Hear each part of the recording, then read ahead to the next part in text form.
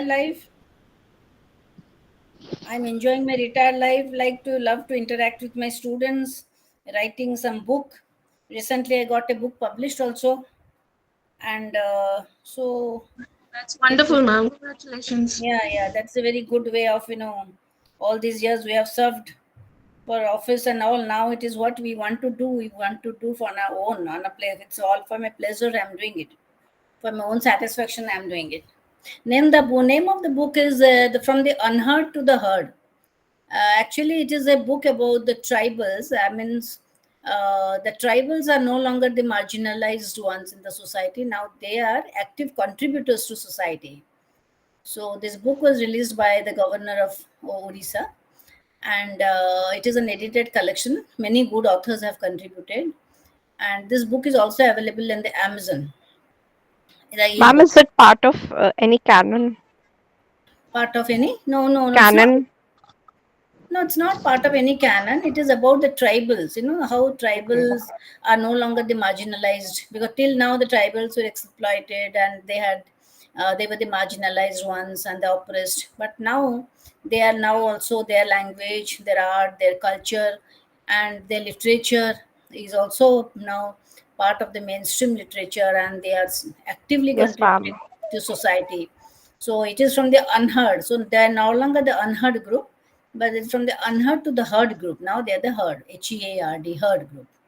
So that's a beautiful collection of articles, scholarly articles, which you have many authors from India and also outside India, they have contributed. And it's also available in the Amazon also. If and the book has been priced 1,500 rupees for that. But it's if anyone is interested in tribal studies, yeah, from the unheard to the heard, unedited. Oh, immediately I've got it right. It's available in the thing.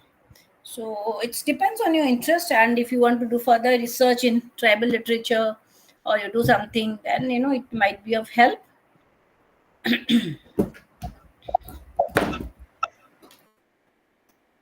Literature is a subject which fits into everything. Though it doesn't have any, you can say, market value as management and other subjects are, but definitely it makes the one who deeply is in love with literature, and it becomes a very sensitive being, and his interests are also a little different. It becomes modified, because you come to read so many things of life, so many literatures, like you have studied by a number of poems by now, maybe in other subjects in drama, what you must be doing now, in American literature, and in prose from different ages. You come to that also. When you read something, it definitely tries also has an impact on your being, you can say, on your being. So you get modified, your sensitivity becomes very different. And once you read very good literature, you cannot read very trash literature. That is what I have seen. For example, if I used to very good hearing very good classical or semi classical music, you can't hear all this rap and this hip hop. Somehow it will not come to your taste. But if you go by ragas, you go by music, understanding the main lyric of the music and the depth of the music, the intensity of the song, all this, then you start loving all those, because you appreciate. And you can't appreciate something very trash. With me it happens, so I can't appreciate. I should not comment on this modern music, but it just goes above my head. I can't understand, because it doesn't have any what you can say, depth of meaning. Like earlier the lyrics were written by great poets, and that was in the form of a song, it was coming to us. So you have to really understand the song or maybe the lyric, and then you start appreciating the music. But nowadays, and it's all based on ragas. So nowadays it is not, it's all a fusion. Everything, life is a fusion. So everything is fused, and everything is something very fast. So that is what, maybe that is the age of the demand. So we can't, perhaps we are all outdated creatures of this age, maybe. So we are all outdated, maybe obsolete, as in the modern days terms. But I think, those people who have gone through all that, they would definitely love the old ones. For example, till now, you say fusion, whatever it is the same old being fused. Same Lata Mangeshkar, same Kishore Kumar, same all those things. They are into giving the different tunes, different beats, different fastness, and somehow that is brought into the music of the modern world. Of course, it's a new way of innovative way of putting the music, but it's a different world together, and somehow some after appreciating those old ones and different types of like Sufi, this that and all this, then you don't appreciate. I fail to understand really. I'm a novice, you can say, in matters of this modern music. I don't fail to understand. So I'm still an old type, and I go with the old poems. Okay.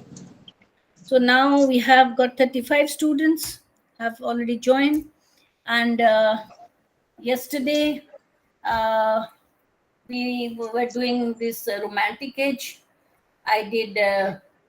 Um, I did Byron. I sorry. I did. What did I do? Remind me. William. John Donne. William Yeah. Blake's No, no, not Tiger, no. Wordsworth Prelude. Wordsworth. Then I did what? Blake. Yes. I did. Spencer. I did the Blake also. So that was also done. So today we had left two. We had left. So we'll do that today. Ma'am, will not be seeing your face. I'll just. It is switched off. Yeah.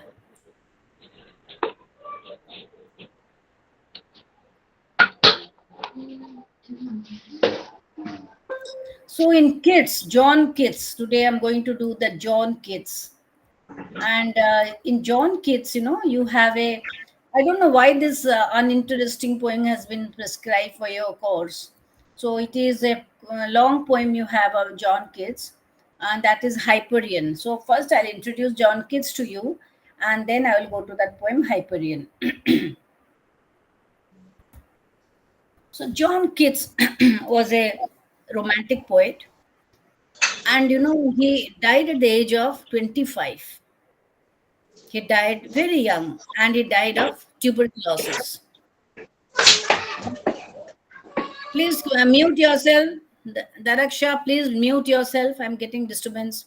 So it is said that if John Keats would have lived like other poets, maybe till the age of 70, 80, he would have outlived other poets, because in a short span of time, from 17, 18 years, he started writing, and at the age of 25, he died.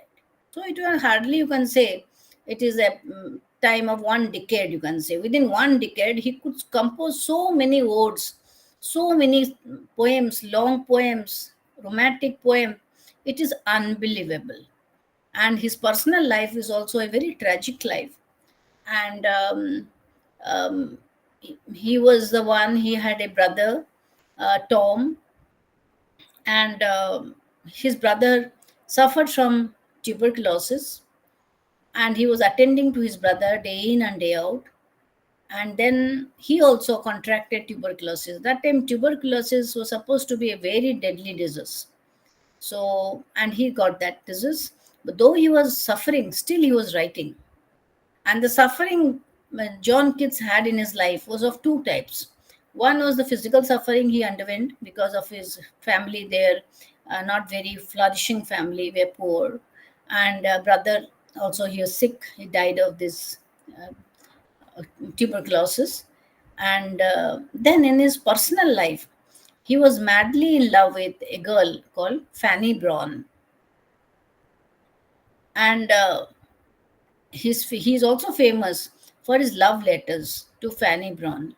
So that book is also prescribed in many universities. Is also prescribed as a course, and it is also available in the Amazon. It is also available in bookshops. Of course, you don't go get it in good bookshops. You don't get it in all bookshops, but it's a wonderful the way he has addressed Fanny Braun, the way he has talked about the different aspects. It's just not about love. Different aspects of life he has talked about. The language he uses, the respect he has for the beloved. It is worth reading. It's worth reading. If you ever get a copy of that, our teacher always used to say that if you want to write a love letter, you should always read John Keats's love letters, how he writes love letters. So some letters are also addressed to his friend, like Wordsworth and other friends. They are also part of that letter also. But most of their letters are mostly addressed to Fanny Brawne. So John Keats, if you take John Keats, he had written a number of poems. Just a minute.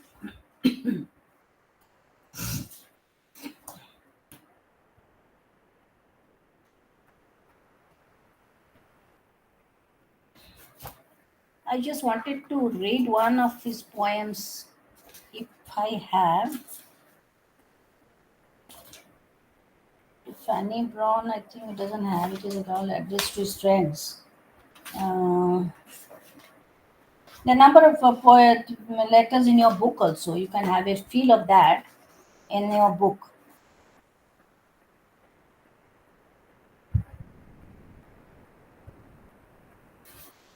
It's not, I don't find to Fanny Brawne. Let me just read out one letter he has written to Shelley. You just see the language, how he writes. My dear Shelley, I am very much gratified that you, in a foreign country and with a mind almost overoccupied, should write to me in the strain of the letter beside me. If I do not take advantage of your invitation, it will be prevented by a circumstance I have very much at heart to prophesy.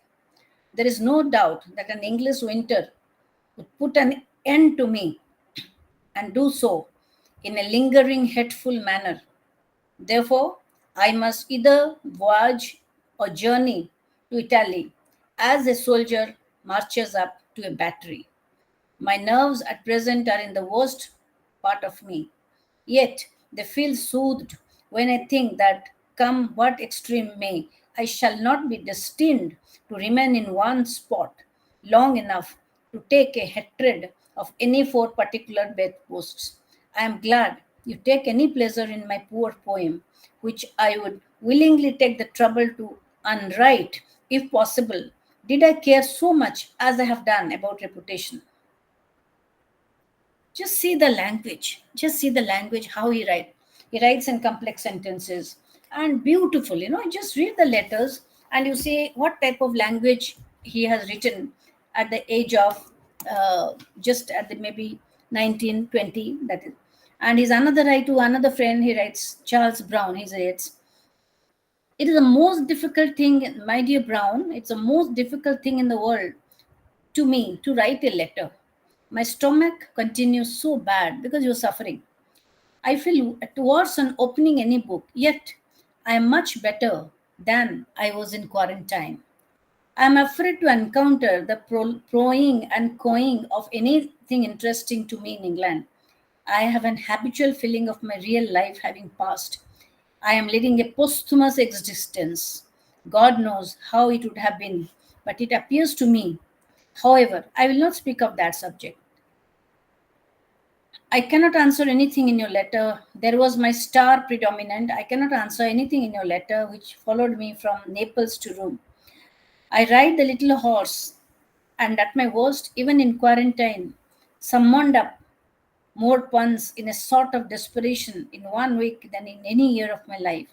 There is one thought enough to kill me. I have been well, healthy, alert, walking with her, and now the knowledge of contrast, feeling for light and shade, all that information necessary for a poem are great enemies to the recovery of the stomach. You rogue, I put you to the torture, but you must bring your philosophy to bear, as I do mine. Dr. Clark is very attentive to me. He says, there is very little the matter with my lungs, but my stomach, he says, is very bad. I am well disappointed in hearing good news from George, for it runs in my head, we shall all die young. I have not written to Reynolds, which he must think very neglectful, being anxious to send him a good account of my health. I have delayed it from week to week. If I recover, I will do all in my power to correct the mistakes made during sickness, and if I should not, all my faults will be forgiven. I should not have left London without taking leave of him, but from being so low in body and mind, write to George as soon as you receive this and tell him how I am, as far as you can guess. And also a note to my sister, who walks about my imagination like a ghost. She's so like Tom. I can scarcely bid you goodbye. Even in a letter, I always made an awkward bow. This is a letter he writes to a friend.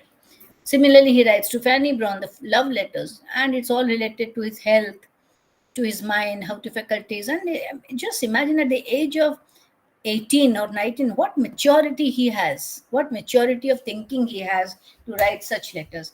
I would always tell, just keep a copy of that, letters of John Keats.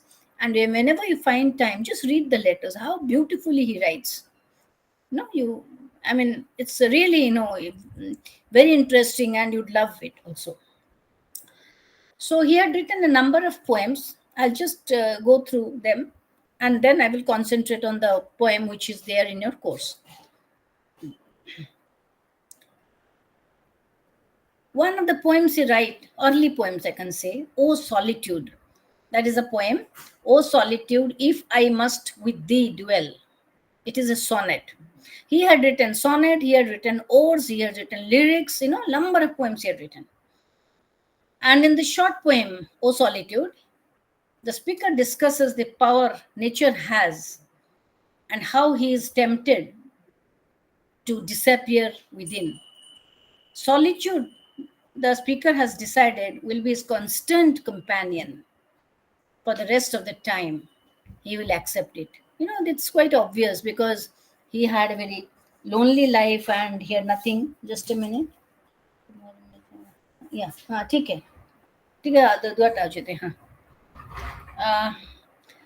So that was one poem, and then we can go to the next poem, and I think you know this poem, it must be there in your course. La Belle Dame Sans Merci means a lady without mercy. La Belle is a French word. La Belle Dame Sans Merci. And there's a long poem, and it tells the story of a knight. Knight means a gallant knight who is seduced by a fairy-like woman. The knight has a chaotic experience in this poem, and when he wakes up cold, alone, he is disappointed. So it is like a dream. He sees the lady, and the lady tries to seduce him and leaves him. So he is left alone. So that's a dream poem again. Then he writes a number of odes. Ode on a Grecian urn. Urn, it's like a big pot, that's a kind like a design pot. That's called Grecian. Grecian means something Greek, to do with Greek. The adjective is Grecian. So this poem is about a Greek urn or a vase, flower vase, you can say. And what he writes in that is that he writes, his famous line is, beauty is truth, truth is beauty. Its loveliness increases, but it never passes into nothingness. So beauty is truth, truth, beauty. So what is the meaning of this beauty is truth? Anything which is beautiful, he says, it is true.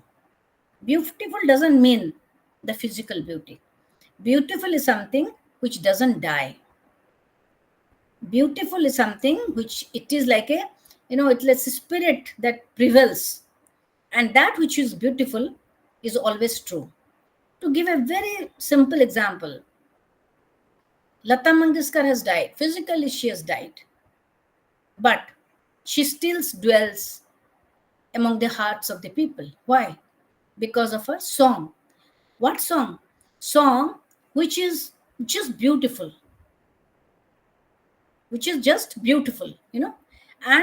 And that beauty, that is not an ephemeral beauty, that is something dying beauty, but it remains.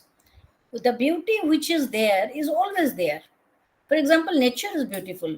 Can you say nature in 19th century was better, or nature in 18th century was better, or nature in 20th century is bad? You cannot say, because nature is always bountiful, nature is always beautiful. So the voice of a nightingale, if it is a 18th century, the voice of a nightingale is same as it is today, because it is beautiful. Anything which is beautiful remains immortal, doesn't die. So that is the reason he says beauty is truth, truth beauty. So something which is beautiful, something which is a form of beauty, is always true for all, for in all ages. That is truth. So beauty is true. That was the philosophy of John Keats. In the Grecian urn, there is a picture. The picture is that the lover is going to kiss the beloved under the tree or under the branches of the tree. That is the painting. Here, the lover has not committed the act, but he is going to kiss the beloved. So that act of kissing remains arrested, captured by the painter. That moment has been captured by the painter or by the artist. That means the act is not over. So when the act is over, maybe the beauty would have been lost, but it is going to kiss. So that remains. That remains. That passion remains. The beauty of that remains. It is forever. It doesn't die. So that means it is arrested in the frame of time. So, and it becomes timeless, beautiful. So this is the ode on a Grecian urn. And he wrote another ode, was the ode to a nightingale, which everyone must have read. And there also it is about the nightingale, the beautiful nightingale, the song of the nightingale he refers to. He listens to the nightingale song and he feels very lonely. And then he considers, when he talks about nightingale, it is through the nightingale, he talks about the reality of his life, talks about life, talks about death. And he says that when the nightingale goes into the woods, perhaps it would never come back. So, it talks about, he becomes very philosophical when he talks about ode, address. Ode is like an address. It has got a form. It is like an address to a nightingale. So in that address, he talks about many things. And his theory was, of course, it's not there in your course, but as I'm teaching you, you should be familiar with. And he believed that it is the belief of transferred epithet. For example, with kids, he does not distance himself from the object. For example, if you take Wordsworth, you find the poet is in one place, the nature is in another place, and the poet is describing the nature. It is very clear.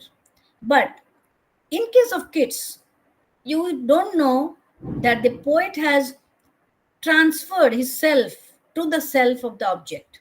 That means he merges his own self with the self of the thing which he is describing. So you find the identity of the poet is not very much present in the poem. You think more about the object, more about what he is describing than the poet.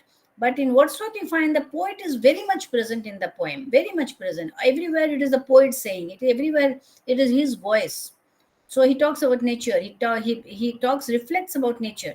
So the presence of the poet is there. But in Keats's poems, you will never find the presence of the poet in the poem. Rather, he transfers himself to that object and talks about that object. So it is something like this Keats's, this T.S. Eliot's objective correlativity. When he relates his own self with the self of the object, that is called objective correlativity. That will come when you read T.S. Eliot. And then he wrote Ode on Melancholy. He wrote Ode to Autumn. And then you have this Hyperion. There are two versions of Hyperion. It's a long poem.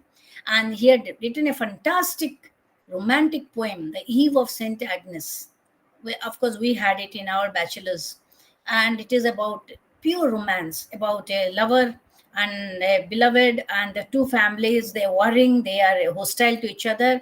And in one stormy night, how the lover goes to the beloved, and in the storm, they run away from the castle, from the big mansion they had. How he stealthily comes into the room of the beloved, and then they have a physical consummation, and then they are lost in the storm forever. They go away from ever. So that is the Eve of Saint Agnes. And then he had written also another narrative poem, Lamia. So that is also a poem he had written.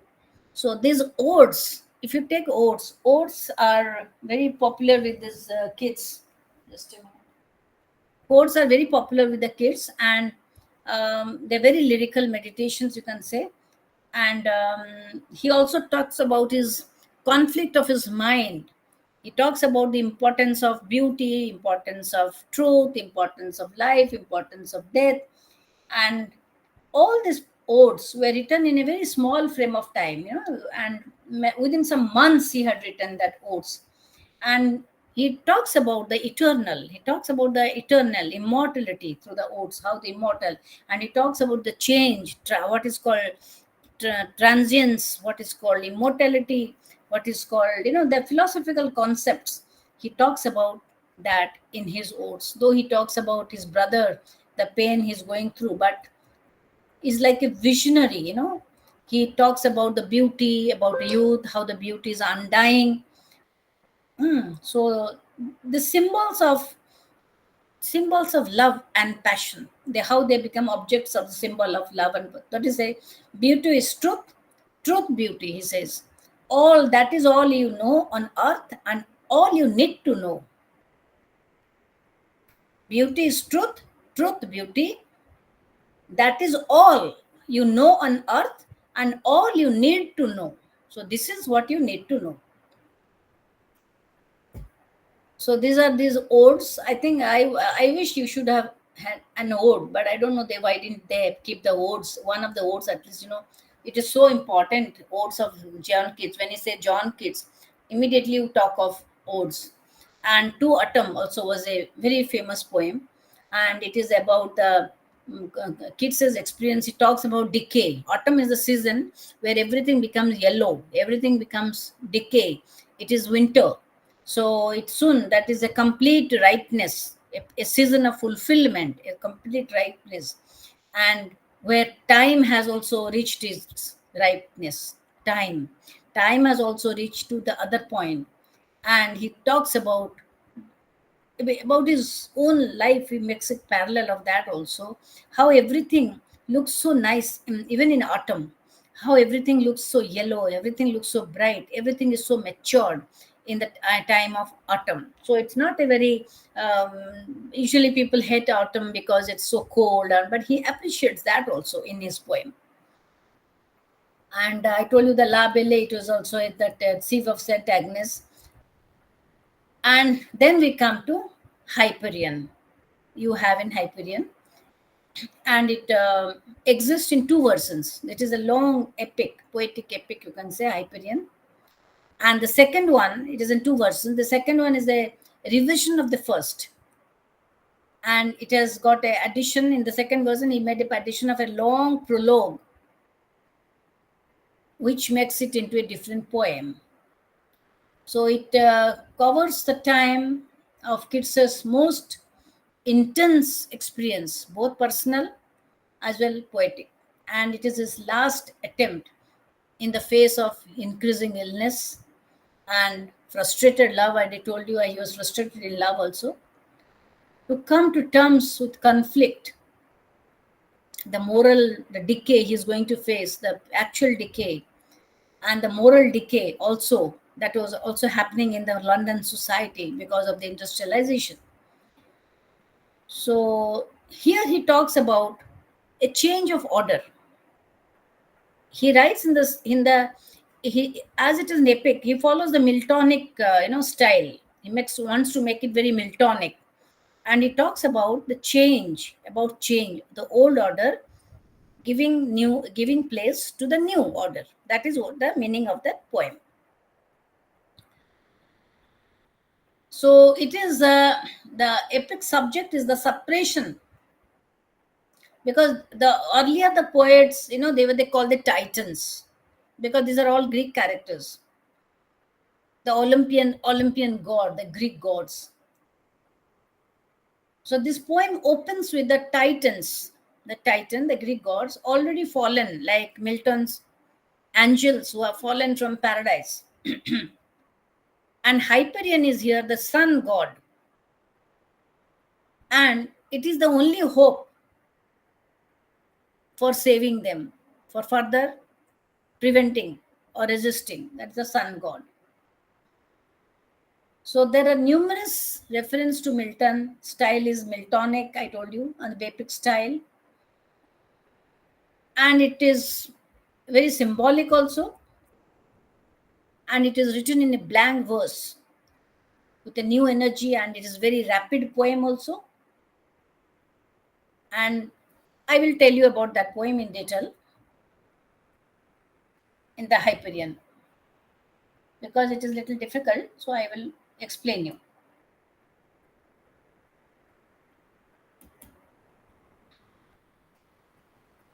So he takes the story from classical mythology, and he gives a touch. He has got his own touch, mastery, his own style of handling, and he produces this marvelous piece of literary art. So I told you this is the story of how the Titans were replaced by the Olympians. These are all Greek characters. I told you these are references to mythology as he had written in the style of Milton. So kids wanted to raise this poem to the epic grandeur of Milton's Paradise Lost. But it doesn't have that flavor as Milton could write, because Milton was he had lot of, you can say, intellectual references, and references not only to mythology, references to Latin, references to French, references to classical gods, classical literature. So you have to really understand everything to understand, to know all this to understand Milton. So Milton is a very difficult writer, very intellectual he is. So he tried to make it like Paradise Lost, but he couldn't do it. So the Hyperion lacks two great fundamental characteristics of an epic. That is the characters. Milton had number of characters, but here we don't find that many characters. And also the action which happens in Milton was the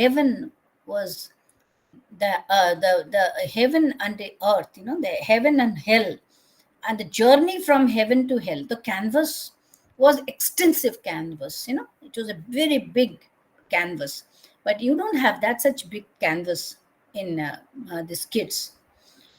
So, but he tried to make it into an epic. I talked about the old order, how it is to be changed by the new order. So he wants to bring home the message that old order must yield place to new. So nothing stays forever. That is what he wants to say. It has to give place to the new. And it is the struggle between the two systems, the struggle between the Titans and the Olympians, whereby the story of the poem assumes an allegorical significance. So on one side the Titan, the other side on the Olympians.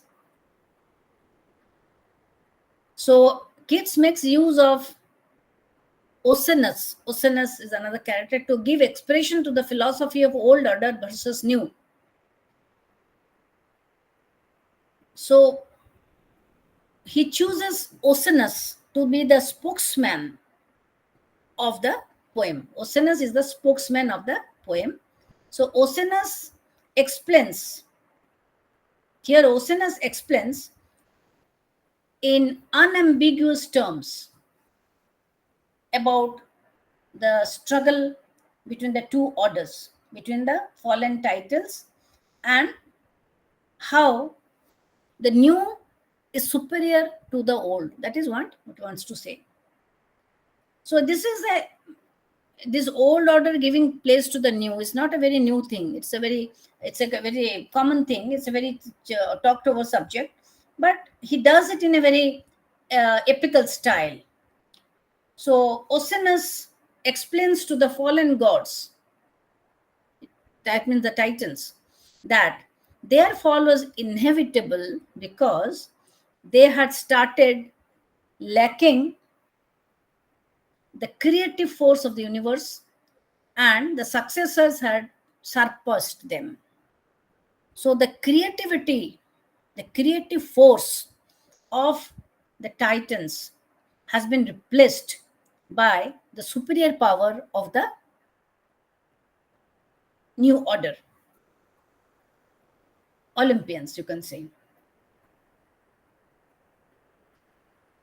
So Apollo here, if there is a character Apollo, Apollo is no other than Keats himself.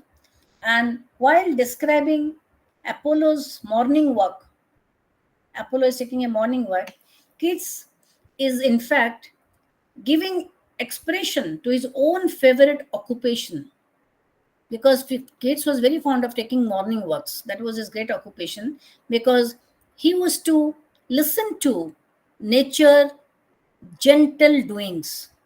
While he was taking the walk, he used to observe the nature, he used to listen to the music of nature. So here he deals with the great characters, one side the Titans, one side the Olympians, but the superhuman beings, you can say. But it talks about a philosophy that nothing remains, everything is transient in life. When the old order has to change with the new, that is what the meaning is. So in book one, there's a book one, we see Saturn. He is the king of the Titans, lying paralyzed in a deep dell, deep valley, having been struck down from his throne by his son Jupiter. With the thunderbolt he has wrenched from his father. Thea, the wife of the sun god Hyperion, seeing the plight of this Titan, sinks down, starts weeping, and he asks, when this wife cries, the sun god asks her as to what has happened to that sovereign power which once reigned as Saturn. So the importance of Saturn, what has happened to that? That they are now lying so low, and they are lying, Saturn is now down, paralyzed. What has happened? It is another inner world now, another universe. To overbear and crumble, this is to not, because everything has a time. Everything has a time. Everything has an end. That is what he wants to say. So these are, you can say this is a very difficult poem because it's an epical poem. And the words, then she leads him to this Saturn, this God's wife leads him to the den, where the other Titans are also lying down, chained in torture, imprisoned in a stifling air.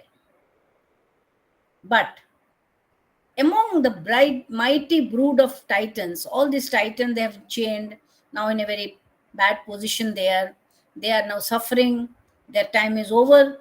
There is only one who is still, remaining very supreme, and it is Hyperion, the sun god, who still is mounting up from the world of man. So he's now still reigning. So while Saturn and Thea both are, they are in a now depressed, murky, they are lying, but Hyperion enters his palace, Hyperion, and thunders out his defiance of rebel. He wants to fight. He said he would advance his terrible right arm, scare that infant, and bid old Saturn take his throne again. So this is a fight between the two Titans and Olympians. So 6 hours before the dawn, he says he would commence the day. As he sings on his couch, grief-stricken, his mother, another character, Kylus, counsels him the way of wisdom. So this continues, and then we come to the book 2, where it opens with the description of Titans in the position of despair, the speeches of Oceanus and the daughter of Oceanus, Clemens, and by way of reply to Saturn's demand for counsel. So Oceanus explains the significance of the change that has come to the Titans. They have fallen because that is the nature's law, not by force of thunder or by Jove. Or Jove, even he was another god who strikes with thunderstorm. So he says, wisdom lies in facing the naked truth. Wisdom lies in facing the truth of change, the old order giving place to the new. And in book 3, we see the goddess of memory. There's another goddess of memory, rallying Apollo, which is the successor of Hyperion's successor, from a benumbing dejection and a strange forgetfulness. So Apollo and Titans, I tell you, the Apollo is now rising. It is Hyperion's successor. And the poem breaks off abruptly as Apollo emerges resplendent from the throes of agony, from the place where they are. Suddenly Apollo emerges. So Hyperion begins in the middle of the story. Saturn and Oceanus are already deposed and they're already chained, torture. But who remains is the Apollo who emerges, and the new order represented by Apollo takes the throne, or you can say takes the power. So it is about the war of the two worlds, two orders taking place. That is what he wants to say.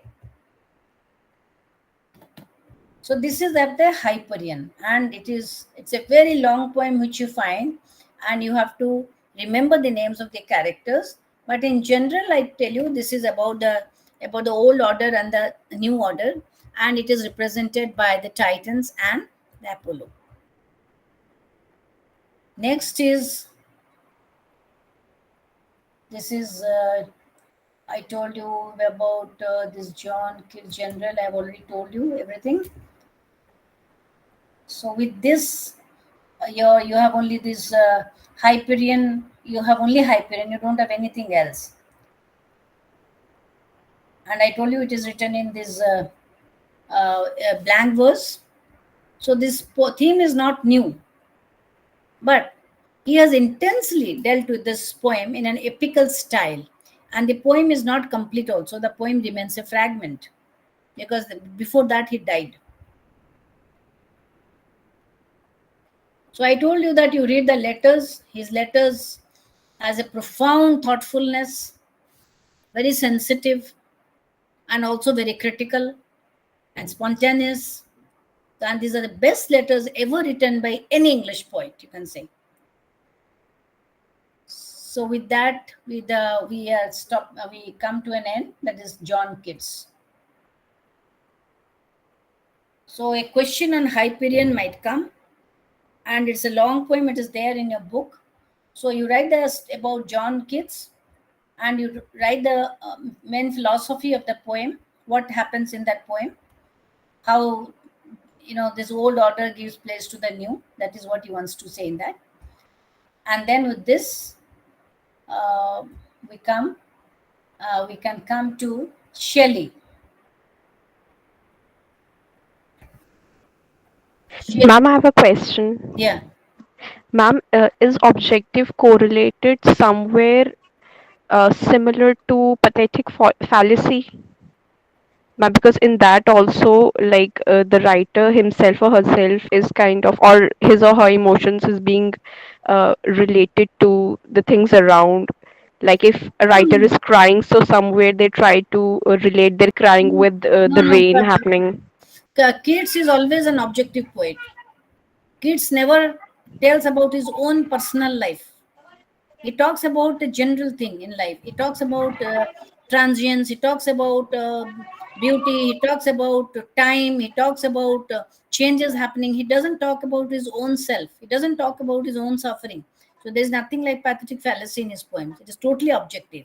Okay, ma'am. He deals with the poem. And Okay. to that object, when he talks about that object, he loses his own self in that object. There, the presence of the poet is totally negated. So there is a term called negative capability. I don't know how many people are familiar with this word. It is negative capability of kids, where he transfers his own self to the self of the object he is describing. That means he negates his own self and transfers his self to the object which he is describing. When he talks about nightingale, you don't remember kids. It is only about the nightingale talks. So nowhere the presence of the poet you will feel. But unlike Wordsworth, the presence of the poet, you feel that the presence of the poet is very much there in the poem. Right? So he distances himself. In the case of Wordsworth, the poet is there, the object is there. But in the case of these kids, he merges his own self with the self of the object. He transfers. And he talks only about the object, and he talks about the truths of human life, the reality, what he sees around him. What is the reality? Reality is sickness, reality is death, reality is time, reality is the old order giving place to the new, that is the flux, that is the change happening in life. He talks about all that, but through different objects. He doesn't talk how nature has educated him, how he has been suffering, how he has been frustrated in love. Like John Donne, it is a reflection. In John Donne's poem, the poems reflect his personal temper. When he's in a good mood, he writes very good poems. When he's in a bad mood, he writes very cynical poems. Nowhere Keats is like that. Though Keats was very young, too young to die, you can say, but his poems are very mature, very, very mature. At the age of 25 to write such a poem, it's something, unbelievable. So now we come to Shelley. He's a very difficult poet again. And there you have one great poem he had written, The Triumph of Life. That is there prescribed in your course. And Shelley's name was Percy Bysshe Shelley, Percy Bysshe.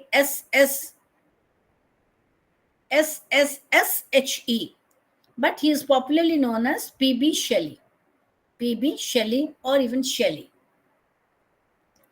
So this man was, he died of suicide. He died of drowning. People said he died of drowning, but many critics say he died of suicide. So he was a very introvert poet. And this Triumph of Life, which he has written, is an incomplete work. He could not complete because before he could write the fifth section of the poem, then he had his death. So he could not complete the poem.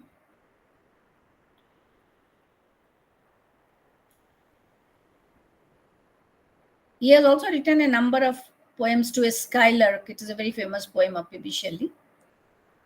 But I don't know why they have kept such long poems in your course. So I told you this is an incomplete work. We have 548 lines. And it is in 4 complete sections. And it was going to begin a 5th section where then it could not be completed. The first section comprises 40 lines, and the speaker is the poet himself. It describes the sunrise. It describes the sunrise in a mountainous region. And his description includes the sun, how it appears, erases the darkness, various aspects of nature, then it is seen, like snow, ocean, birds, as the sun rises. And then he focuses on the flowers opening in the morning, releasing their fragrance. That continues for a few stanzas.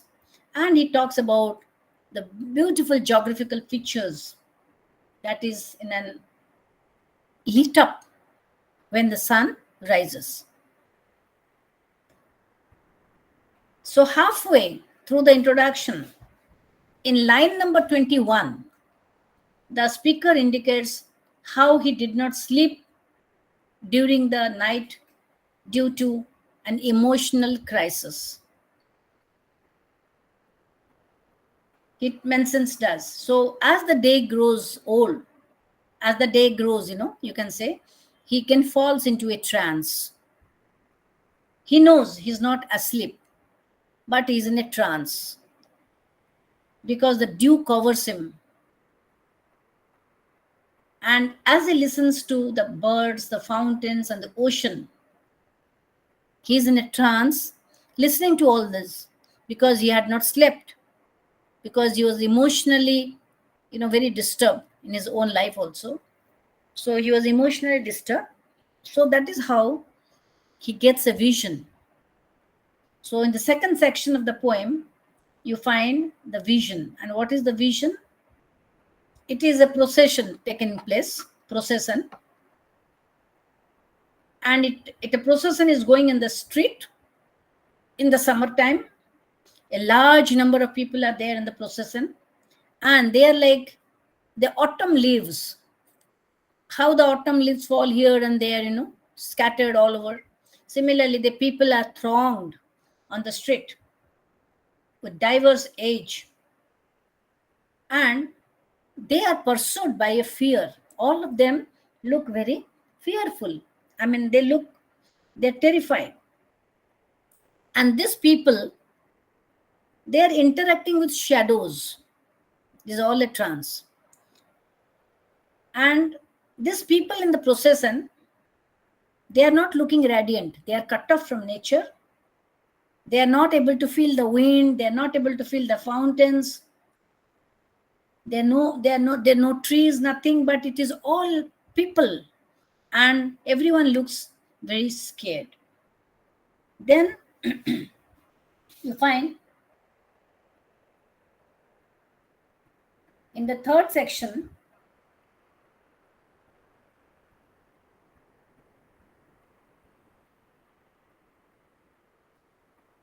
then suddenly these people become wild,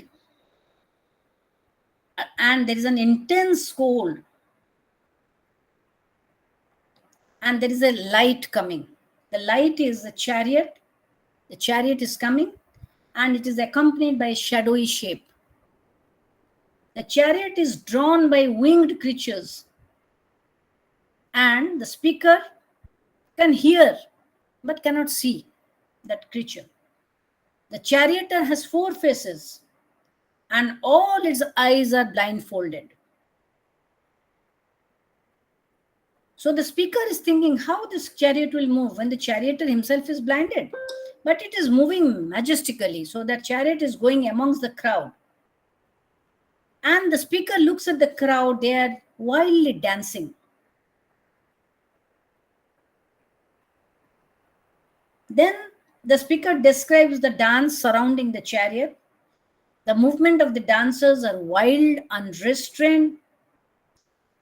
And someone is pulling by the hair. They are all, looking very in a frenzy. And in the center of the dance, there is a woman standing radiant. And all the young dancers are moving close to and away from her, like moths. As the moths center around a light, similarly, you find the lady standing in the midst of the crowd, and the dancers are dancing around her.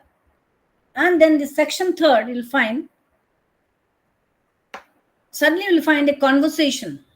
It talks about a conversation between Rousseau, Soviet Union, the Rousseau was the, you can say, the political thinker who said man is everywhere in chains. Man is born free, but everywhere is in chains. Rousseau's famous line, man is born free, but everywhere he is in chains. He was a political scientist. He was a nationalist. He was a thinker. He was a philosopher. Like Voltaire, Rousseau was about from Russia. So there is a conversation between Rousseau and the speaker. And the speaker asks, who is in the chariot? Rousseau answers that life is in the chariot. Then the speaker asks, who are the people chained? Rousseau says, they are all the religious and political leaders. He points out Napoleon, and the speaker reflects on how Napoleon fell from power So, how you beautifully intertwines his personal experience with the political experience. So Rousseau discusses the poets, tells about the poets from the antiquity, and he talks about, then the speaker argues that there are people who were worse than Rousseau. Then Rousseau points at Julius Caesar, Constantine, Pope Gregory VII, other popes, and then he says they are all very destructive. And Rousseau says that in contrast, I am the one who is a thinker, I am the one who is a creator. And in the last section, Rousseau discusses his life. The speaker prompts him, asking about Rousseau's past, future. Rousseau doesn't have answers for why the procession of life exists, but he recalls how he came to be a part of it. He tells about how he became a part of the procession of life. He says that he was sleeping in a cave under a mountain that has a river. That river keeps the flowers and the grass alive. And the sound of the river causes the people to forget their suffering, their lives. So, like a mother forgets the dead child, a king forgets the lost crown. So, he also forgets his own suffering, his own life, listening to nature. He only remembers waking up in the forest near the river and he sees a light. This light is not the light, it's just the light of the sun that is reflected in a well. And in that well, a woman in the light splashes the water and creates a rainbow. She carries a glass made of crystal and holds a drug that causes forgetfulness and walks along the river. Her light hair touches the water, and it is so described how she moves her feet, how she glides, how she dances in time with nature.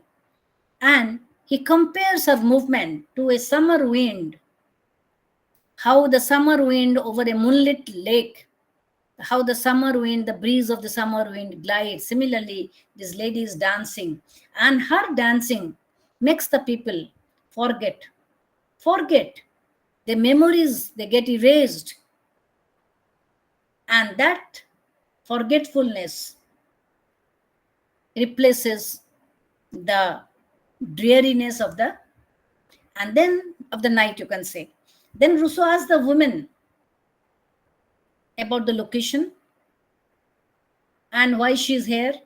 She asks him. Then she tells him to drink, and he drinks from her glass. And Rousseau compares the experience of drinking to waves erasing the tracks of deer. This is the quality of vision. He compares the light of the woman to the morning star. He compares the light to the scent of flowers, evening breeze. So he develops this description of the chariot moving through this forest with the lady in the center, and it is triumphant because she's radiating light and dancers are all around her. Then Rousseau describes the chariot's audience. All watch the chariot in rapture, move around with it, circle around it. Many follow behind the chariot, singing.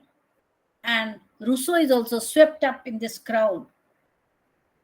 So Rousseau represents an indelible sight, and that is described by great writer like Dante, where all things change, only love remains. So the world is not able to hear the music of the lovers' dance, of the lovers. So Rousseau compares this world to something where very few people can hear the music of this world. Then there are phantoms also. The phantoms are also there. And he talks of the phantom they're interested in. He compares the phantoms to gathering around powerful people such as lawyers, politicians, priests, how they all gather. And then the phantom look like the human selves, like other phantoms. So this continues, and in section the section 5, the summary. In the section 5, as you summarize it, this section is incomplete. It contains life only from 544 to 548, 4 lines he had written. The speaker asked Rousseau what life is. What is life? Rousseau watches the procession and he is beginning to answer. His answer begins by describing those who are happy in the fold of something, but the poet remains unfinished. The sentence breaks and the poem remains unfinished. So you find such a world in his poem, like a vision, like a dream. He talks about life.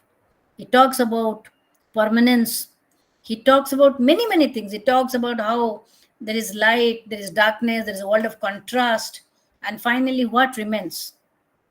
What remains is the joy. What remains is that lady, the lady with the light, because she is the symbol of nature, radiant, beautiful. So it is, like a dream vision, and it has got a moral and religious significance. Though it is like a narrative tale, it talks about a poet who falls asleep. It talks about a garden, a beautiful wood, a lullaby, soothing sounds, real people, and also symbolic characters, all memorable characters, all someone dead, someone alive, all they're all together. The dream vision can be compared to the poet's own psychology, because he was a psychic case. He's mentally very, very disturbed. The poet's own psychological journey.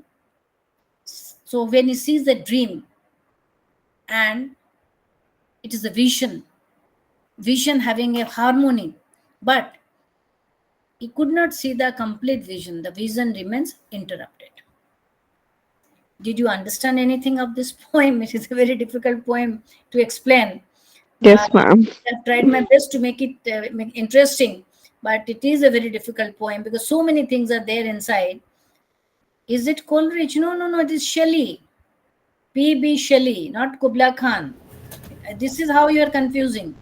No, I mean the starting point, like a dream.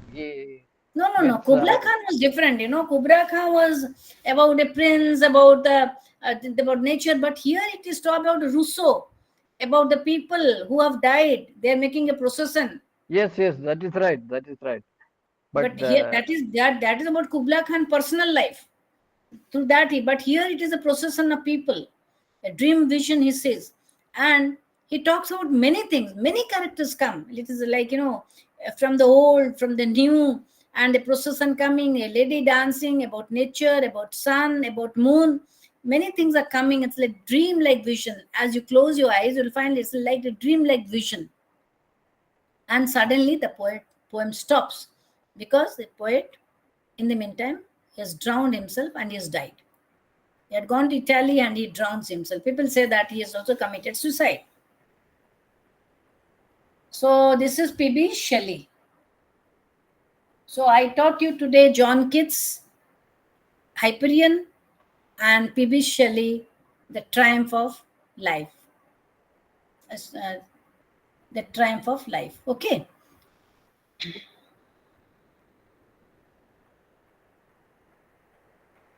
And then I think we have the volcanic voice of hope as well. Yes. Ma'am, we have the volcanic voice of hope as well, I think.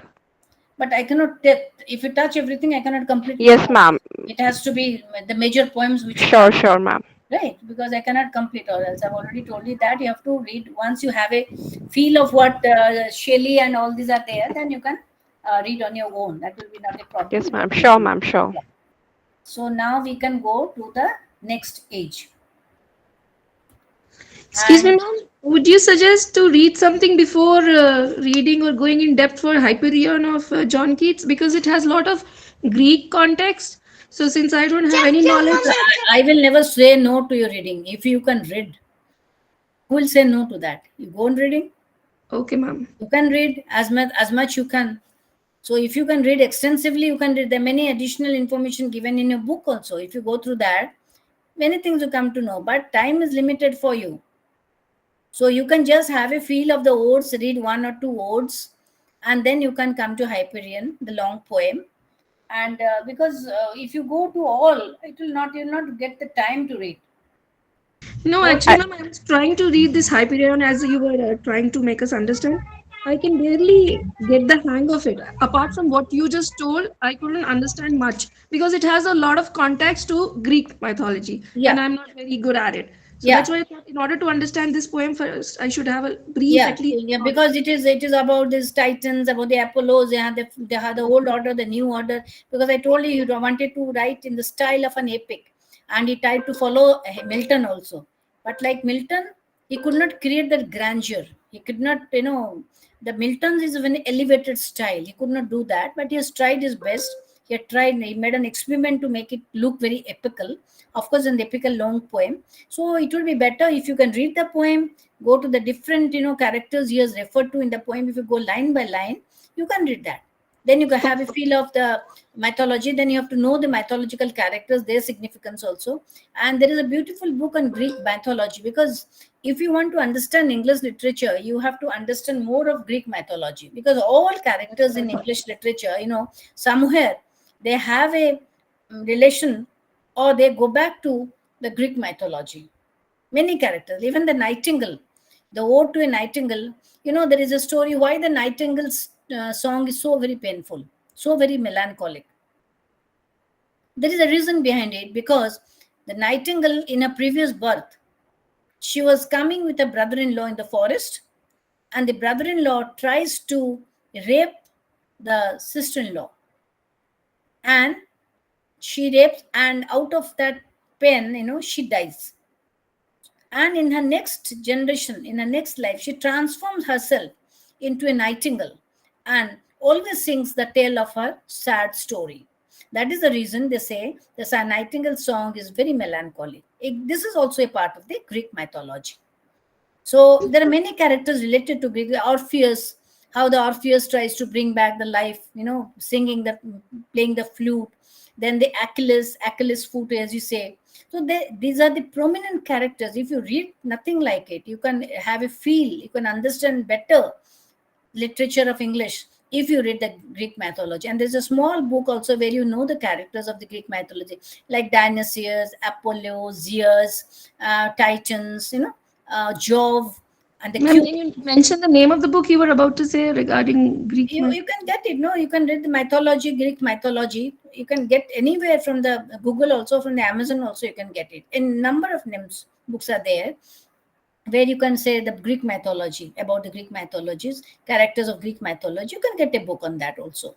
So if you want to read that, you can also read that, because there are many characters which are related to where you read. Even in Shakespeare also, you'll find the Cupid. The Cupid, when they strike that arrow, that is the arrow of love. Cupid is blind, and he strikes the arrow, and when whoever gets that arrow, he falls in love with the Cupid, and that is the reason they say love is blind. Okay, that has come from that Cupid, because Cupid is blind, and he strikes that arrow, and to whoever this arrow has been struck or it is pierces, that person falls in love with that Cupid. So it has got the magical power of transforming someone to make her fall in love. So that is the reason say love is blind. So that has an origin.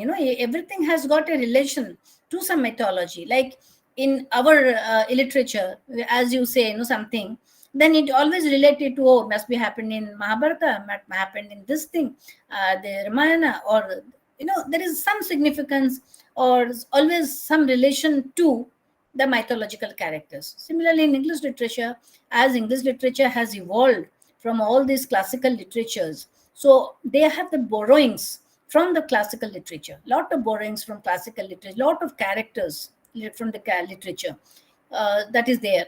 So these are the names like Dionysius. Dionysius is the character, and Jove, and Zeus, Achilles, and Orpheus. All these are characters in Greek mythology, and there are stories also related. Hercules, all these are characters, and these are related stories. Atlas is also a story. So these are the famous names you have. We come to know, but we don't know the stories related to those characters. So if you want to have a read about that, you can always read Narcissus, yes, and you can read those stories. That will make your literature, you can make your understanding better. But with my limited time, I have to rationalize everything. I cannot be very generous in telling you everything because time is limited for me. And one more thing, all of you are there, so let me declare now. Of course, you'll get an official letter also, maybe an official mail. Tomorrow is Friday. Tomorrow I'm not taking your class, but tomorrow's class I will take on Saturday from 6 to 8. Okay. Yes, ma'am. Tomorrow I Ma'am, have we a got this message in the chat box only. Yeah. So I thought that I can also tell you, as all of you are listening, and you are there, 54 people are there already. So let me tell you, but tomorrow class 6 to 8, I'll not take that class because I have got a personal engagement. And instead of Friday, I'll take it on Saturday. And if Saturday is free, I can also go beyond 8 o'clock. Sure, ma'am. Okay, so that Yes, I have ma'am. the freedom that I can go, because today I don't have a freedom because there's another class maybe. So I have to be finished it in time.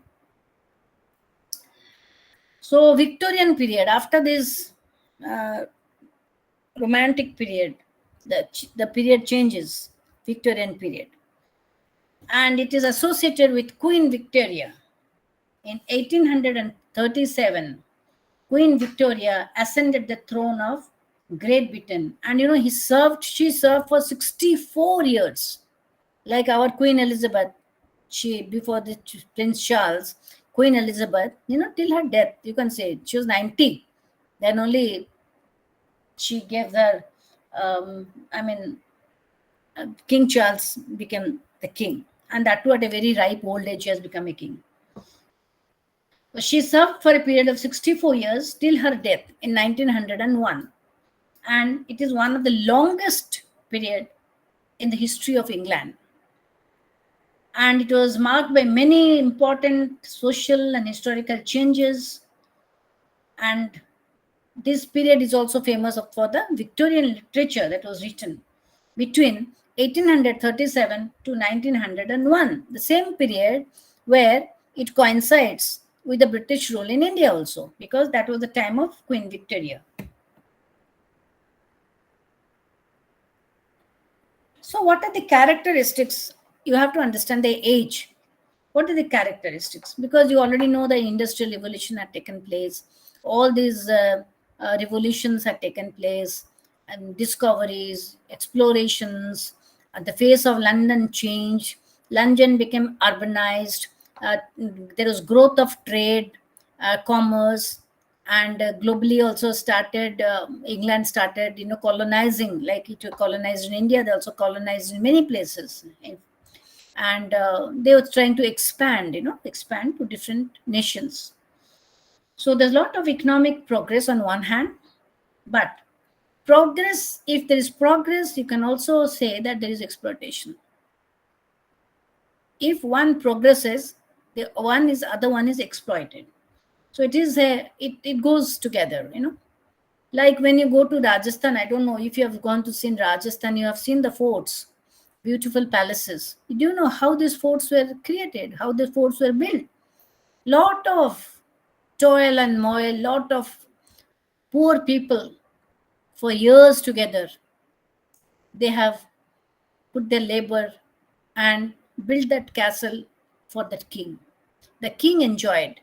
But these people in a desert-like place where water is so scarce, hardly any food to eat, so they had to work with the boulders, with these big rocks, putting them together, building the beautiful forts, beautiful palaces, which are now become wonderful tourist places. And who was built? The poor. the one who wanted work, the artisans, the carpenters. So these are the poor people. They have made efforts. They have toiled hard to create these wonders. And the ones who enjoyed are the kings. They used to ride on elephants. They never went barefooted. They rode on elephants or on palanquins. And their number of wives and anyone, and even the poor girls, they were also taken to the kings. So king wanted, whatever the king wanted, king had. So that was the excess liberty. Liberty to when it goes to one total limitless liberty, it becomes licentious. It becomes licentious. It is not liberty. It is not real enjoying the liberty, but it is licentiousness, where you start become so powerful that you start dominating the other one. If you have read this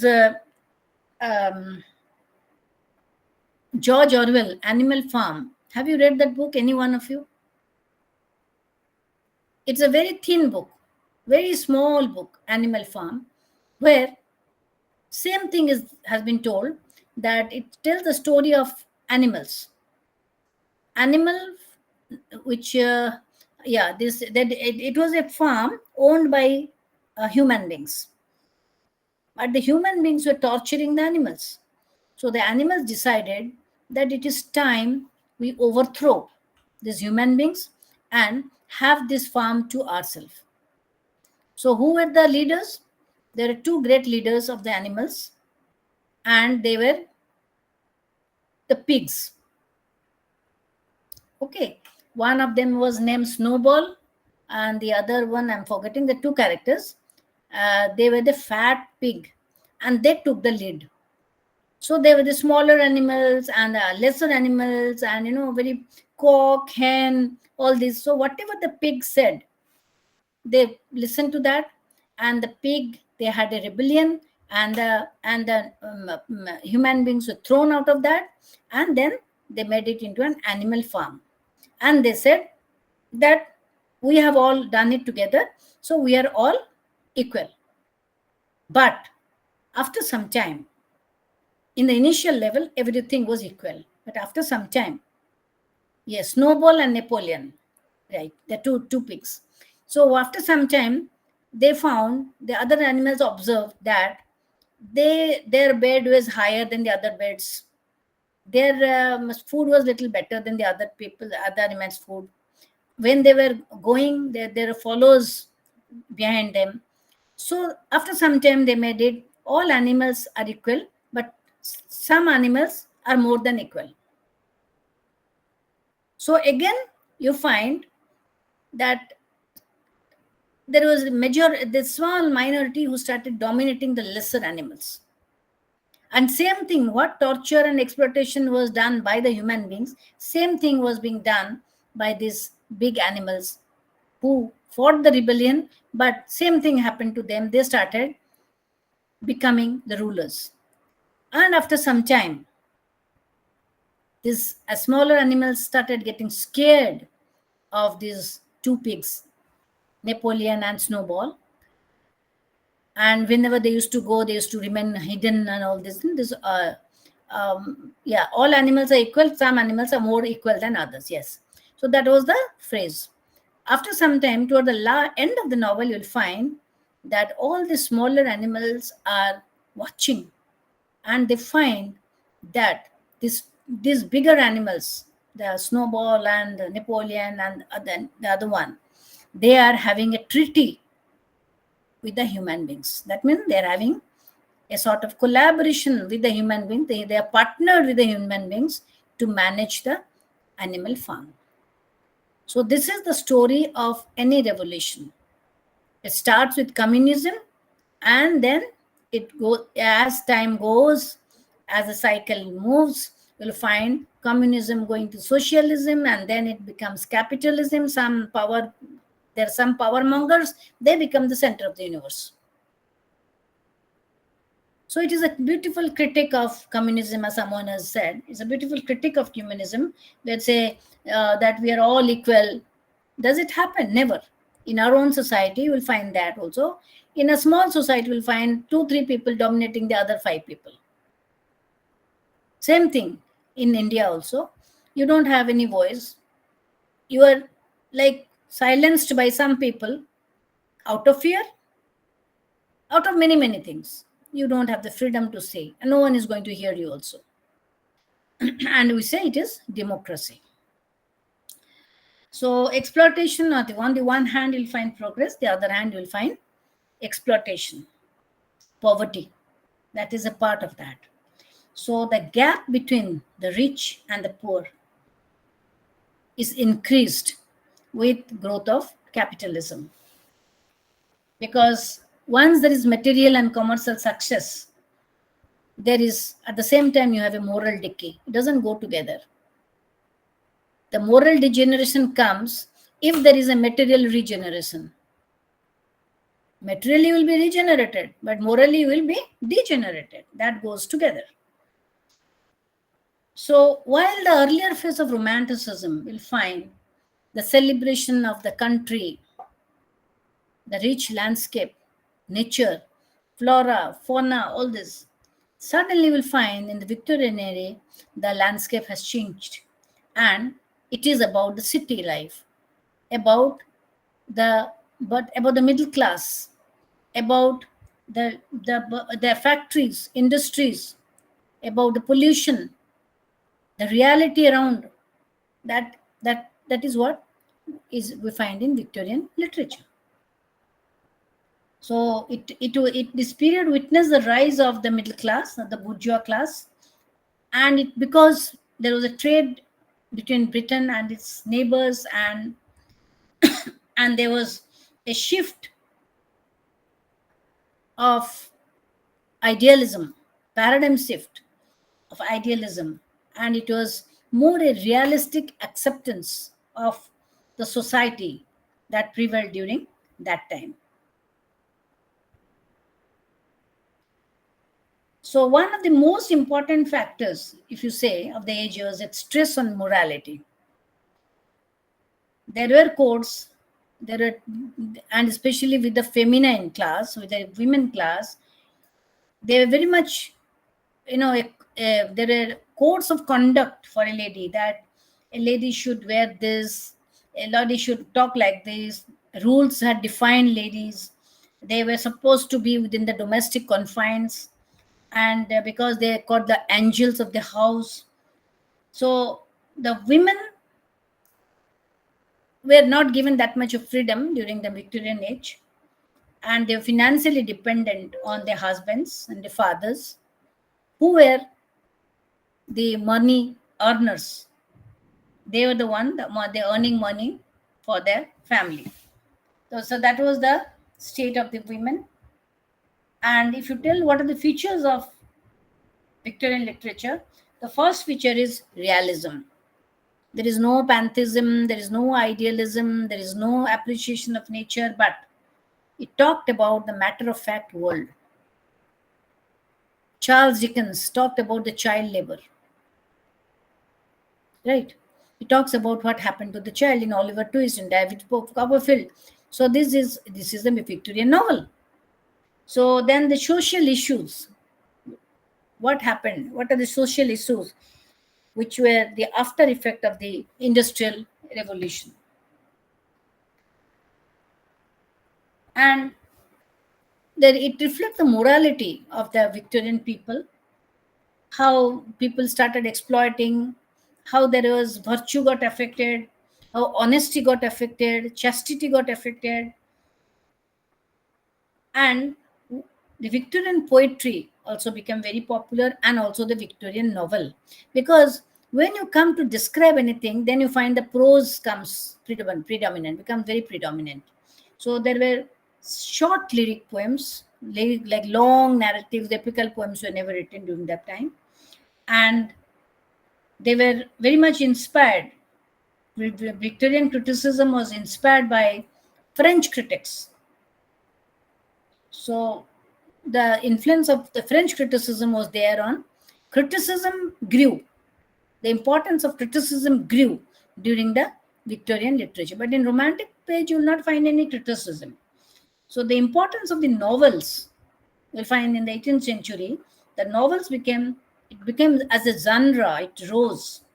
And it was beautiful picture of the contemporary life of the changing society was given through the novels.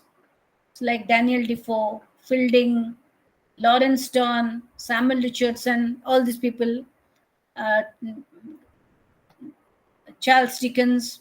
So novel was becoming very popular, and it talked about the society, talked about the moral degeneration of the society, and the protagonist always usually belong to a very middle class, never about the kings or the queens. You'll not find about to talk about the kings and the queens.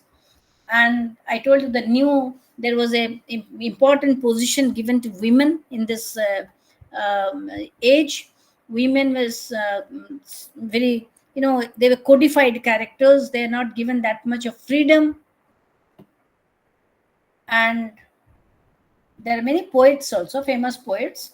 You have the poet like Robert Browning, Alfred Tennyson, Elizabeth Browning, sister of Robert Browning, then Matthew Arnold, very famous poem Dover Beach, and Hopkins, another poet. So these were the famous poets of the Victorian age. And Oscar Wilde, he wrote the stories. Thomas Hardy is another great poet. And what was Victorian poetry talked about? The complexities of human nature, human experience, the struggle of the working class, or the impact of urbanization, and loss of love, loss of faith, and the search for identity. All this were the main themes of Victorian poetry. And Victorian poets were influenced by the spirit of the age, and they were skeptical at times. They're not very optimistic like the Romantic poets, because in Victorian age, there was always a tension between faith and doubt, between religion and science, between progress and nostalgia. So that underlying tension was always there. So as the era was progressing, the questions, many questions, social conscience, of social concern like poverty, women exploitation, child labor, women's rights, these subjects which were not discussed earlier, they found a place in the literature. So pessimism is a hallmark. You'll find critical, very pessimistic. Because when you talk about the reality, it is pessimistic. If I talk about my reality of the, I'll tell about a world, will you be very optimistic? No. Climate change is there, pollution is there, lots of floods happening, lots of natural ravages taking place, and lot of rapes, lot of drug issues, women exploitation, and all these reservations, the global wars. What is not happening around you? Tell me. Anything which is really give you some values of humanity? No, nothing. You'll find total loss of human values in the modern society. It is a decadent culture. Yes, we are materially growing. We can spend lakhs, crores on technical devices, on making our lives very, very luxurious, comfortable. We live like kings. You don't have to slog like your grandmothers they did. Had to cook in fuel, and took you the put the firewood, and get up in the middle of the night tending to children.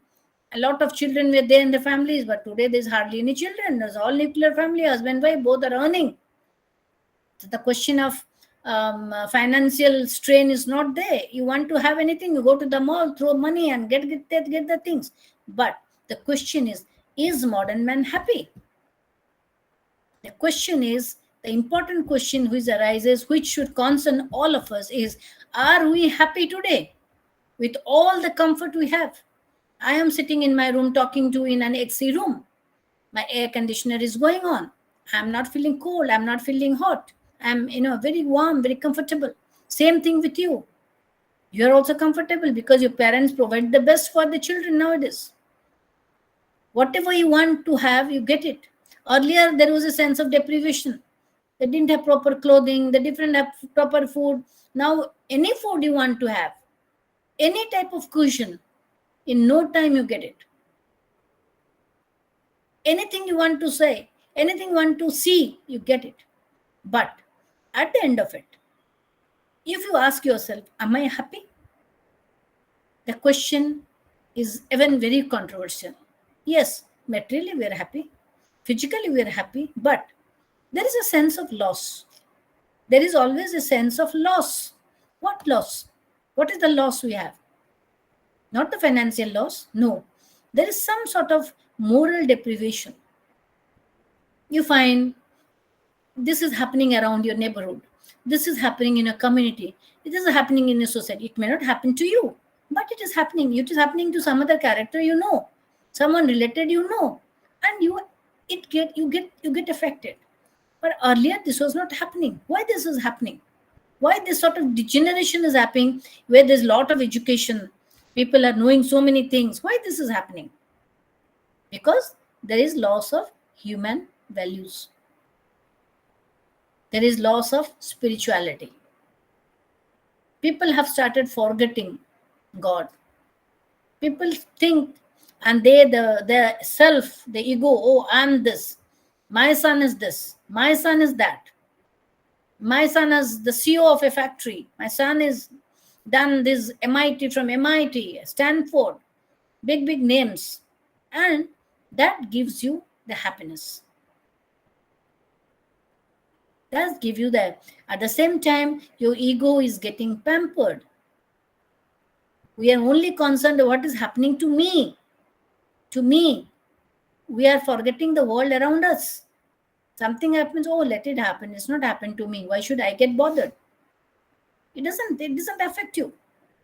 And some friends of mine, they say, when one soldier has died, one should not send the other son becoming a soldier. So if this is the attitude of the people, then who is going to protect? Who is going to protect the motherland? Who is going to protect the nation? Who is protecting the world? So we have stopped thinking about others. Very, very self-centered we have become. So this happens with progress. This happens with development. Drastic increase of everything. Science and technology. When science, there is a reason. If unto everything is, there are two things. One is reason, the other one is faith. When there is reason, there is less of faith. You want to find out why this has happened. Why should I pray God? Who is there? Do I really see him? Why should I pray? What have I got after I prayed? Because it's a question of faith. And faith cannot be debated. Faith cannot be proved. It is just a belief. So this questioning comes. You question God. You question faith. You say, I am a rationalist. I am inspired by science. And this leads to your pessimism. This leads to your criticism, becoming very cynical about everything. Now, if you listen to your grandmother, no, this happened, that happened, you don't listen to that. You say, oh, this is all bullshit. But she must be telling you with all her, intensity of experience, whatever she has. But you just ignore it because it doesn't happen to you. You have not seen it. You cannot rationalize it. So you say it's nothing. So what I see, that is real for me. What I don't see is not real for me. So after this return, romantics believed in nature. Victorian poets also took the responsibility. There are some Victorian poets who thought of socially reforming because they saw the society is getting fractured and there are evils happening in the society, cropping up in the society. So they also, some of them took the responsibility of how to make the society clean or how to make a better society. There are also people in, so this they took the responsibility of doing that. And the question of morality. The question of morality was a big issue in Victorian poetry. So, and I told you there's a big chaos between religion and science, and a lot of criticism on that. So most of the writing reflects all these problems: current, the social problem, economic problem, intellectual problems. And there are many great poets of this period, like Tennyson. Tennyson is one of the most self-conscious poet of the Victorian age, Alfred Tennyson. And his long poem is In Memoriam, where he laments, it is an elegy again, he laments for the death of his friend Arthur Hallam. And he wrote another poem, Ulysses, a long poem again. So Tennyson was a very famous poet. And what you have in your course is Robert Browning. He was also a great poet. And he had a way of writing. And he wrote mostly poems in the form of drama, though it was poetic style, but it is more of drama. And The Ring and the Book, Robert Browning, is a poem based on a book, and it is a collection of fine poems which was published on the day when Browning died. Then another great poet of this period was Matthew Arnold. He was a professor of poetry in Oxford for 10 years. And he gives the complexity of modern life in his poems, especially his famous poem was Dover Beach. And also Tiresias is another poet. And then another famous poet was D.G. Rossetti, Daniel Gabriel Rossetti. And he wrote in a different style because his poems were inspired by paintings. He was a painter, also a poet. So his poems are very musical, little different trend, and he wrote very moral poems. He wrote about nature because he was inspired by painting. I told you, and the sister of Browning was also there, Elizabeth Browning. She was another great poetess, like the brother, and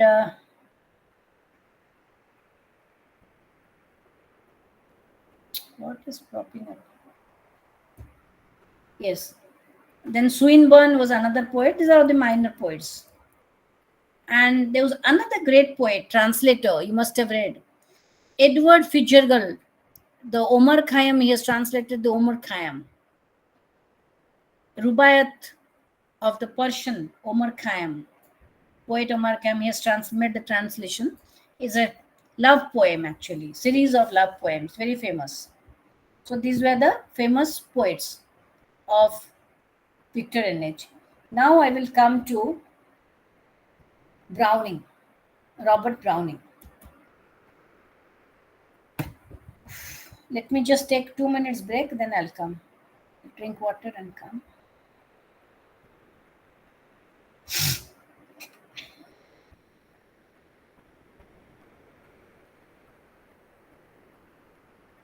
I just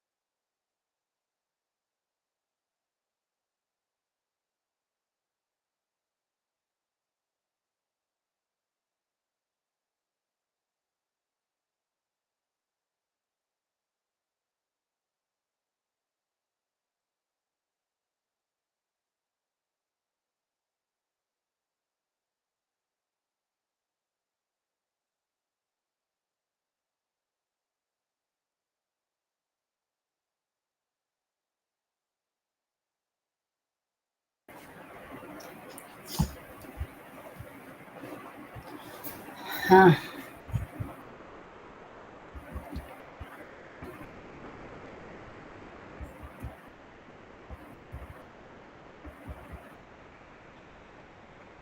So Browning has comprised two collections. One was Men and Women, and the other one is Ring and the Book. These were the collections he had written, and his style of writing was dramatic monologue, where the poet is talking or telling his narration to someone who's listening, and he is himself the speaker in that poet. That is called dramatic monologue. That was his style of writing. And famous the famous short poem, you must have read, The Pied Paper of Hamelin. Pied Yes. Paper of Hamelin, yeah, that was also written by him. A very interesting poem where all the rats are collected and they follow, and finally the rats are drowned in the river, but he doesn't get the money. So he again gets those rats back from he takes the rats to another country, and when he doesn't get the money for the effort he has taken, he again gets those rats back. So that is actually during the time of plague. He refers to the time of plague in London. So now I will talk about Porphyro's Lover. It's a very interesting poem. There are two poems, Porphyro's Lover and Sordello. These are the two poems. So this is a dramatic monologue, I told you. Here, the speaker lives in a cottage in the countryside, and his lover is a beautiful young woman named Porphyria, Porphyria, Porphyria,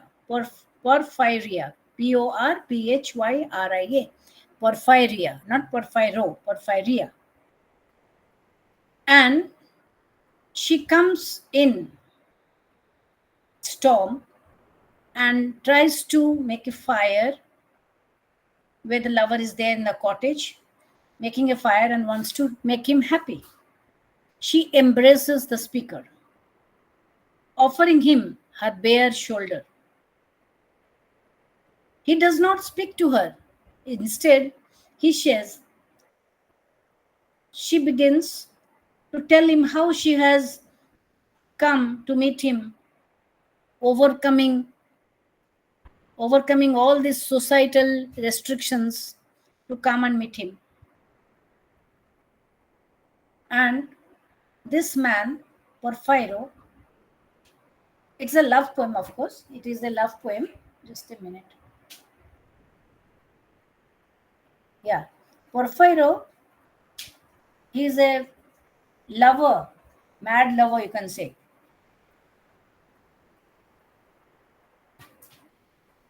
While the speaker is, the lover is a very passionate man,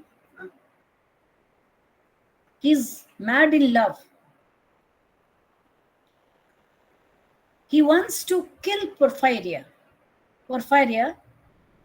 and he wants to keep her forever with him. Forever. Because she says that she has come for a temporary moment with him and she has to go back. So he wants to preserve her. He wants to preserve the moment. He wants to keep his lover alive. So what he does, he wraps her hair around her neck. She wraps her own, the hair of the girl around her neck and strangles her and makes her lifeless. Keeps her body beside him. And then he says that God perhaps will punish him for this murder. But he wants to keep this moment forever. So then he starts starts playing with the corpse, opening the eyes, propping the body up against his side. He sits with her body entire night, And he says, till now, God has not punished as yet.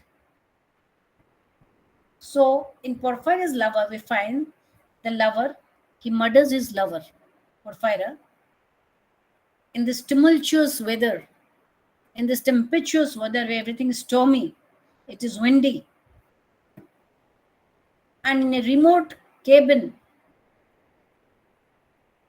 the speaker or the lover is staying and is waiting for Porphyro to arrive. And she comes because that was the societal restrictions, that society was very conservative. So she comes stealthily to him and she professes her love for him, assuring him that even if it is storm, still she has come. No one has deterred her because she loves him.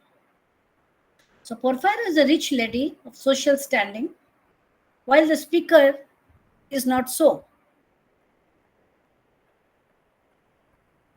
So there is a theme of class here. The man belongs to a low class, this lady is of a high class, and she has violated the social order to come to him. And when the speaker realizes that again Porphyra will go back to the society, she will return, then he thinks of murdering her and keeping the body with him forever.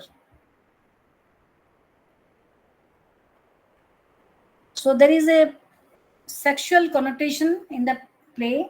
In fact, there are a lot of references to that as she undresses and tries to make him happy passionately. So sexual freedom has been mentioned in that poem, but she becomes a victim here. Victim of what? A dark human impulse. So it is worth mentioning that the speaker does not have any sexual license with her dead body, but he tries to maintain the body with her, keeping the purity, and shows all sorts of affectionate gestures towards the lady. And this is where the poem ends. So don't you find this thing happening in our society now? So when you find also the same thing, strangling is being done, dark human impulse, when love becomes mad, when passion becomes a frenzy, all human values are lost. He wants to possess her. He wants to possess her. That is why he kills Porphyro and wants to keep the body with him. Yes, acid attack says why nowadays in all the, you go to anyone's house, you first have to see the fridge, what he has kept, whether he has kept the chicken in the fridge or he has kept the head in the fridge, human head. So that is the state of affairs in the society now, because you find people are being killed and the pieces of the body kept in the freezer and it is thrown, whatnot is happening. So this is the macabre character, and he talks about human impulse, the dark human impulse, how impulsive a person can be in love, where all sorts of rationality is forgotten. And the girl from a high class society, she comes and tries to make him happy. But on the other hand, how he tries to possess her and makes her a victim of his own love. There is another character and another poem of Browning. With this, I'll end the class. Sordello, Sordello. And it is again a very difficult poem, very less comprehensible poem. And with the publication, there's a lot of problem with the poem also, a lot of criticism on the poem. And he wrote 4 different versions of the poem. And every time it was a different the versions changed. The versions of the poem, they changed. And it is in two parts. The poem is in two parts. Sordello is in two parts. The first portion of the poem is the development of a young man as a poet. And next is his development as a politician in the next half. So the action, you'll find the change happening. One half the poet, the other half the politician. So he brings the story. There's some classical influences of Dante is there. And Sordello was a poet and a warrior. Actually, Sordello was a Mantuan poet and warrior of the early 13th century. He has taken that name. And his age at the time of his death, no one knows, but he was middle-aged as told. But Browning chose to take this character, and he makes the character die at the age of 30. So there are other characters like Lady Palma, Eglamour, and other leaders. So it shows the young Sordello in the town aspiring to become a great poet. And at the end of this first half, he tries to fall in love also. But in book 2, in order to win the love of the Lady Palma, Sordello engages himself in a poetry contest. And when Sordello wins, the other opponent, Eglamour, dies. He dies of grief. So this convinces that man that he is very talented and he has a sense of victory. So now Sordello attempts to write poetry because he has become a great poet. And but there is a critic who ridicules the young poet and says that he is a half-baked philosopher.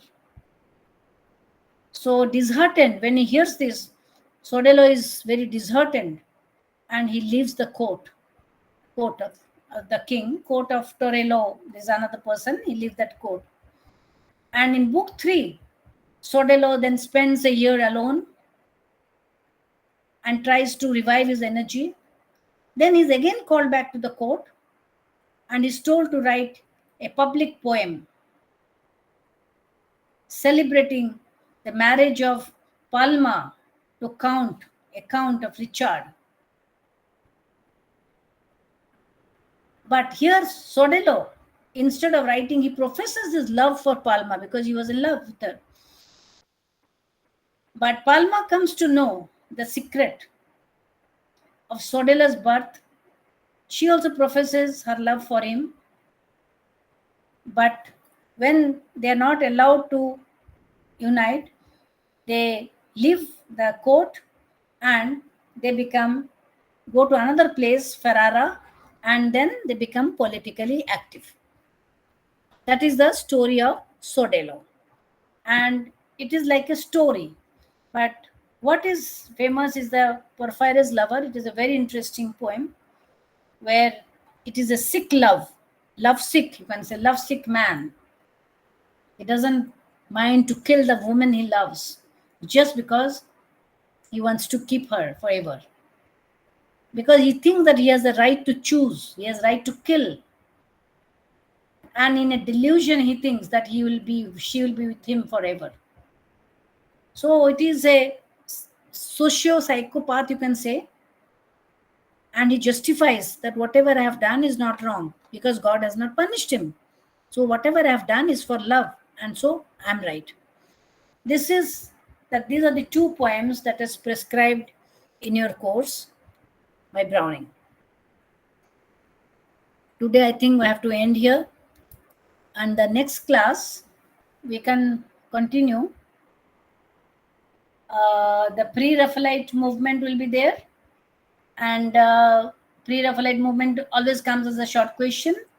and Daniel Rossetti. Also, there is at times it comes as a short question. Then we'll go to the modern period. Right. So I think you hardly have any question. In 2 minutes, you can ask me some questions because we're running out of time. If you have any question, which poem you like today, tell me. Ma'am, Porphyria's lover. Oh, Yeah, great. likewise. Very Yes, ma'am. sadistic, but it's Yeah, it's very a very gripping. dramatic and a lot of It's a tension is very there. mysterious, very strange kind of a poem. Yeah, So yeah, I think yeah. that Also, we can connect to it because it's very contemporary. Yeah, very contemporary, and you can see the how love can become so extreme. When you try to possess someone through love, and so you Renu like triumph of life because she is very inspired by the Greek mythology, I believe.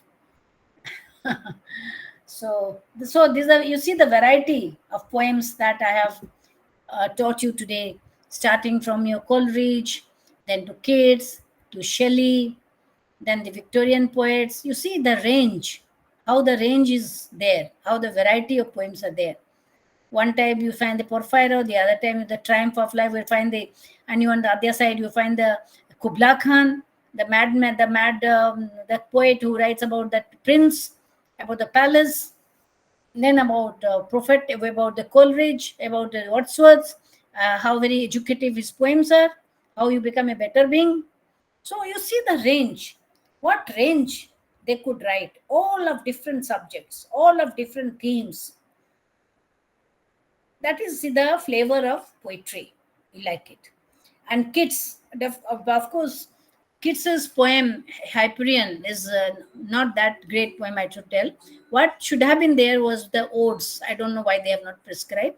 But if you want to read Keats, you read the love letters of Keats and the odes of Keats. You definitely like them. Okay, so now I bid you good night, and we can stop here. Good night, ma'am. good night, ma'am. Thank you so much. Good Thank you, night. ma'am. Good night, ma'am. So Good day night, after ma'am. tomorrow. Ma'am. Day after Good night, tomorrow. ma'am. Thank you, madam. Okay, tomorrow, not tomorrow, huh? Day after tomorrow. Yes, Ma'am, ma'am. can I ask you something? Sordello Yes. is a very long poem, ma'am. Sordello in Mantua is not available anywhere. Means if I Acha. look at it, the entire text is there, book 1, 2, 3, 4, 5, 6. How much are we supposed to study out of it? No. You have to just take it as a whole piece and write the criticism of it. It is not Okay. possible to read each and every line. It doesn't. And if you Okay. see the questions, I don't think questions on Sordello is coming. You have to first you see the questions. What type of questions you're getting? Now that you Okay. have done your Victorian age, you have done your Romantic age, you have done your Elizabethan age. Now you have different ages you have done. You see the questions, the pattern of questions, right? Okay, ma'am. Yes, So ma'am. and Thank you. and by tomorrow I will send you whatever I have taught you. Tomorrow you'll get it. Okay. Okay, thank you. Thank you, ma'am. Thank you, ma'am. Thank you, ma'am. Thank you, ma'am. Okay. Thank Good you, night. ma'am.